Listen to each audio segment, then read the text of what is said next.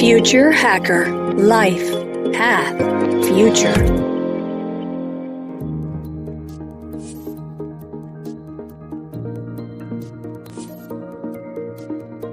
Hello everybody, welcome to Future Hacker. I'm your host, Maria Taiji, and today we're talking to Nissan Graisel. Nissan is leading the experience design practice at EY Israel and focusing design-led innovation.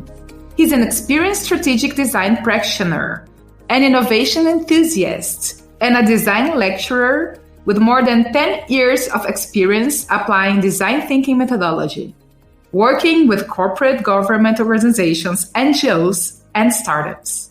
Hi, Nissan. It's so good to have you here with us today. How are you doing? Hello, Maria. Thank you for having me. So, Nissan, let's begin with the basics, okay? Let's talk about the concept of design. It just seems to me that it has evolved over the years and it started to be used in so many other areas like business, strategy, and so on. So my first question to you is, how do you define design? Well, I think that design is something that has been with us since the dawn of humankind. I think that this is something that has been really part of what we did from the very beginning to try and reshape tools and environments and make them more habitable, help us to survive and thrive in our environment. And I think that with time, design really lost its initial origin in a way. So, for example, the one that I really like that describes design is something that Victor Papanek, which was really a cornerstone in modern design, he used to say that design was a conscious effort to impose meaningful order around us. So basically, wherever I look and I see something that I don't like, I would like to reshape it, give it a new function, make it maybe work better. That would be design. And in that sense, this is something that has been with us since really the very beginning. And with time, we lost a bit track with it because design became, especially the last 150 years, it got a bit smaller in the sense that it got focused around aesthetics, especially in modern days. It has been coupled with the notion of capitalism and how you can sell more. So you use design to accelerate sales and enhance how people interact with products.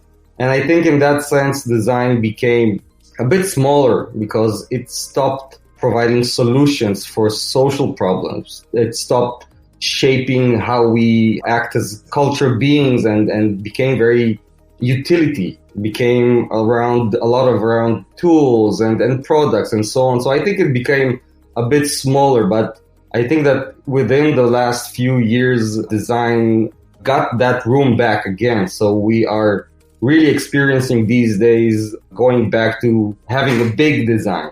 So design suddenly has gone back to its roots and is used as a practice to solve big challenges and big problems and really shape how we interact with each other and the environment that we're living in. So I think that design is really something that is a daily practice used by almost everybody. I mean, when we talk about design thinking, we talk about the fact that everybody designs. This is exactly what we say. Everybody designs. The moment you wake up in the morning and you see something you don't like and you want to reshape it and change it, you actually design. You know, that's so interesting what you said, because in my mind, design started as something more, let's say, visual, and the evolution was what we have today. And what you just told me is kind of the opposite, is that it got lost some point in time, and now we are going back to the roots, which is what it was supposed to be. So can we go a little through this evolution of design? So again, as I mentioned, so in the beginning, really, it was all about tooling, right? So you had to go out and capture animals, create your shelter, make your life more comfortable. You had to survive and thrive. So again, you have to really find your way in the world. And design used to be a fundamental way to do so. And nobody really gave it this title, right? Design. Nobody really thought about it. It was just a practice that you used to do just to go through your day in the world. And I think that going fast forward, I mean, this is really something that has really became a big issue, because if you think about big innovators, so Thomas Edison, right? This is like a poster boy for a person that came up with novel ideas of how to interact and come up with really amazing products. So he was a big designer, but nobody really thinks of him as a designer. He had a huge workshop with hundreds of people working together in co-creation, right? In design, in classical design processes. It actually brought about lots of good innovation. And I think that somehow, suddenly somebody, and again, I think that that's like a very modern phenomenon, where somebody captured a part of design, the aesthetic essence of design, and really tried to capitalize on that. And I mean, in that sense, I think that it really did a lot of bad thing to this world. So for example, today when I talk about design, people immediately describe or think about the aesthetical element, right? So that would be something that is nice to look at or not, but nobody really understands design to be something that I feel well about, right? I feel that this is something that is a natural extension of myself. This is something that would be easier for me to work with, that will solve a big issue that I'm confronting. And I think in that sense, modern history, selling more cars. So the car is still working, right? It's still good. So why should I bother and buy a new car? It's because there's a new design, right? And that became really one of the biggest engines in the mid-20th century of really pushing new products and the economy forward. But it also gave sort of a reframe, and I mean in a negative way, to the practice. And I think that today when we think about the world, which becomes more humane in that sense, I'm pretty optimistic. But we understand today that you cannot really disregard the human aspect. In everything, you have to also consider how people will react. That's, again, it's really interesting to see that capitalism was this engine that really took down a lot of the positive elements in design, but now capitalism actually goes the other way around because of the power of consumerism, people's feedback and reaction to products and services and innovation and so on. So suddenly this has to come back again to be part of the consideration. And I think in that sense, we're coming back to this place where we used to be in the past, where design is this place where the need and the desire and the way we perceive what is good for us, also on the aesthetical level, but also on the meaning of it, also in the way we use that, becomes back again a more holistic practice, and one that there is a lot of room for it also in new contexts where we use design today, which, like you mentioned, strategy and business and so on. Yeah, when I was researching about it, there was a phrase that I really liked, which is design is about a projected desire that becomes an action to find a human-centered solution. So it's like way bigger meaning, right? So we had a guest in our, Future Hacker Brazilian channel for the podcast.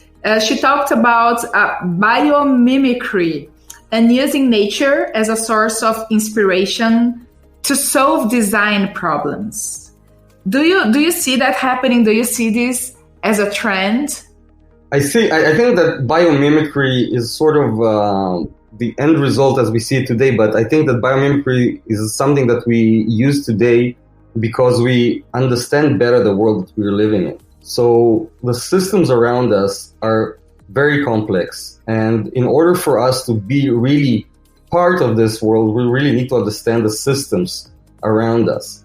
And the better we understand the world and the systems around us, the better we can create something that really positive and a part of everything. So I think that biomimicry is a way for us to really reintroduce old concepts, reintroduce human people back into the environment. And I think that this curiosity about the systems around us and the way the planet really works and the way nature really works is just another way of us looking for a better understanding of the world around us and the reality around us.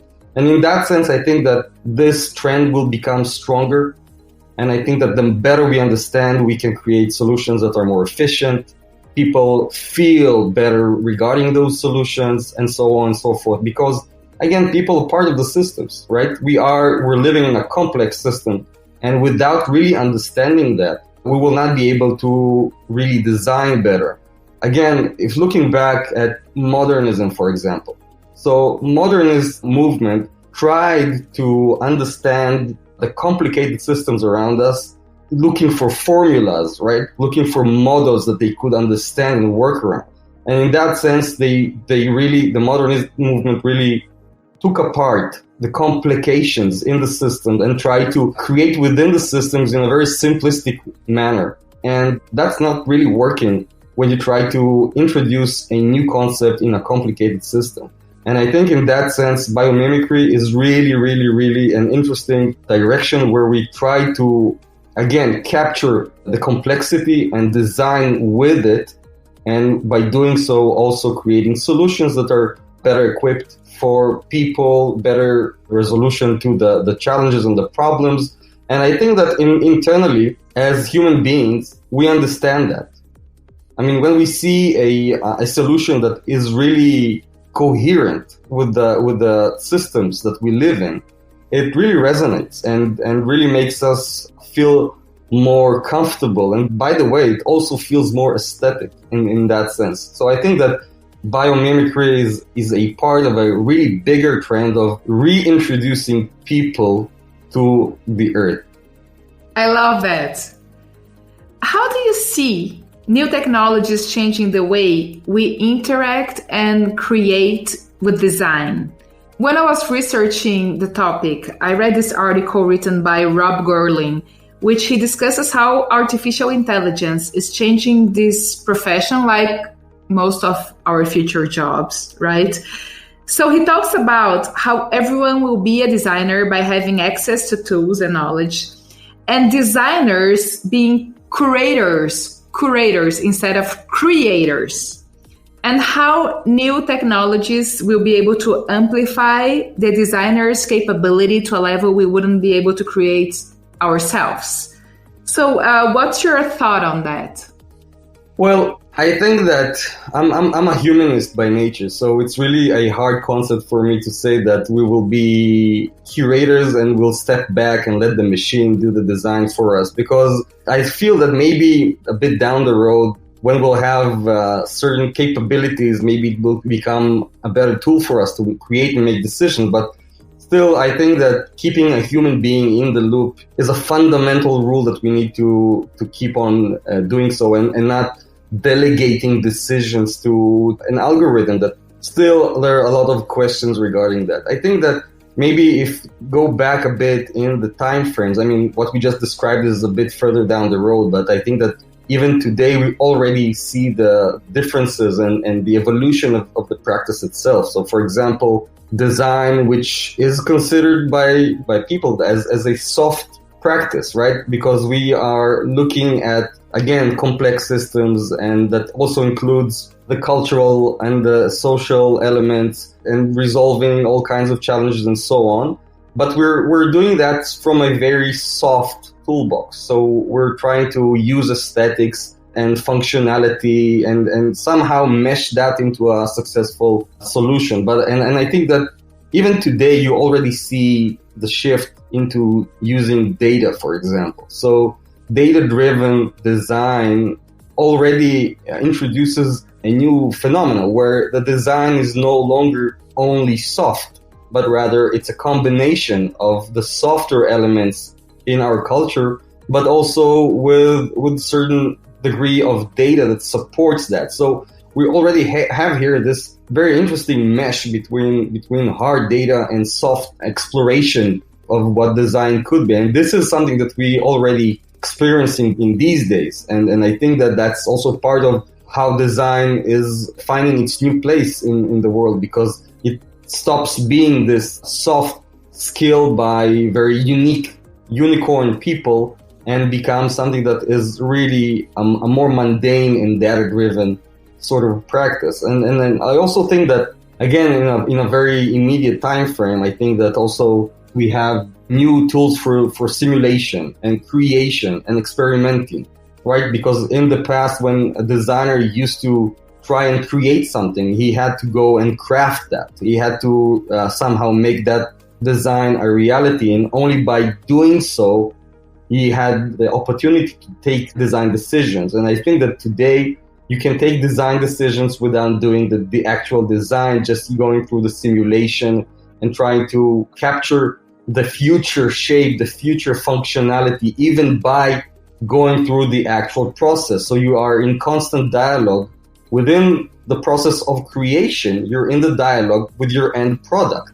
So I think that in that sense, this is already a fundamental change in how we do design. Going a bit further back into the future, I think that if, again, as a humanist, and I know that I am part of a certain way of thinking, and I'm sure that there are people that think differently, and that's fine. But I think that at the end of the day, we are human beings. And I think that this is something that needs to be captured, and it needs to be gated and saved and be part of every decision that we take. So taking people out of the loop, taking human beings out of the loop, I think would be one step too much towards a wrong direction. I think that at the end, what you're saying is you're keeping the soul of the creation, right? But on the same time, you see the use of technology more as an ally, as a tool, as any other tool that we currently have, but tools that are being developed so you can make decisions and investigate and explore faster, like by prototyping and using simulations or whatever it is through the technology. But it's not that as if one would be replacing the other, but more of a combination. And it's the first time that I hear the term. It's the data-driven design. So we are finding the data usage everywhere, also in the design side as well, which is super interesting, right? I think that this is really all about that. I mean, it's not about taking over the human part. It's really enhancing the human part. It's for me to better understand the people around me. And in design, in human-centered design, we talk about it all the time. How can I really design something that for somebody else, which is not me? This would be a classical design challenge, right? And something that a lot of designers still are fighting with this concept, because a lot of designers just tend to design for themselves and come up with solutions that they find successful. And I think that really design, again, as a practice that has a social responsibility, needs to be somewhere else, according to me. I mean, this would be a way for us to be really much better in understanding others, in understanding maybe other cultures, other people, other genders, other mindsets, right? And I mean, in that sense, technology should be a tool that really enhances that ability and takes that to the next level, and making that a much more efficient way to create a good design. I mean, we go all the way now, we're moving from, for example, from medications that are around the male gender and in a very generic way of thinking about medication, for example, in a more sophisticated, subjective medication. So every person will have medications that are tailored to himself. And this is possible solely on the base of data. It's possible solely on the base of technology that really enhances the ability of medication to provide a resolution to all kinds of diseases and issues. And I think design in that sense is also experimenting with this potential. And I mean, once that match will be made better, even better than what it is today, and of course, what we think would happen in the years to come, I mean, designers will really have an effective way to create a meaningful change in society, also on a larger scale, and touching lots of different people in a positive way and not forcing them to work with what they have. That's the perfect way to end our first episode. Just keep listening, everybody. We're heading to a second episode with Nissan. Future Hacker. Life. Path. Future.